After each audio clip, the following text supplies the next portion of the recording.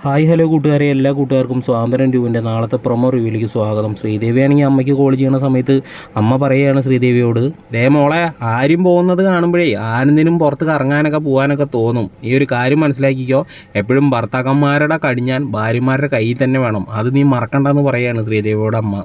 പിന്നീടാണെങ്കിൽ മിത്രയാണെങ്കിൽ sit ഔട്ടിൽ ഇരിക്കുന്ന സമയത്ത് നമ്മുടെ മീനാക്ഷി വന്നിട്ട് ചോദിക്കുകയാണ്, എന്താ മിത്ര, നിൻ്റെ ടെൻഷനൊന്നും ഇതുവരെ മാറിയില്ല, ഇപ്പോഴും ആര്യനെ ആലോചിച്ചിട്ടാണോ നിൻ്റെ ടെൻഷൻ എന്നൊക്കെ ചോദിക്കുകയാണ്.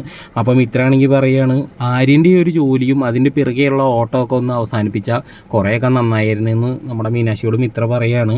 പിന്നീടാണെങ്കിൽ ബാലനാണെങ്കിൽ ഗോമതിയോട് പൊട്ടിത്തെറിച്ചുകൊണ്ട് പറയുകയാണ്, ഇങ്ങനെയുള്ള കള്ളത്തരങ്ങൾക്കൊക്കെ കൂട്ടുനിന്ന് മക്കളെ രക്ഷിക്കാൻ നോക്കണ അമ്മമാർ തന്നെയാണ് അവരുടെ ഭാവി തന്നെ ഇല്ലാണ്ടാക്കണമെന്ന് ഗോമതിയോട് പറയണം. ഗോമതിക്ക് അത് വല്ലാത്തൊരു ഷോക്കാവാണ് കേട്ടോ. പിന്നീടാണെങ്കിൽ നമ്മുടെ ആര്യയാണെങ്കിൽ ഈ ബൈക്കിൽ വീട്ടിലേക്ക് വരികയാണ്.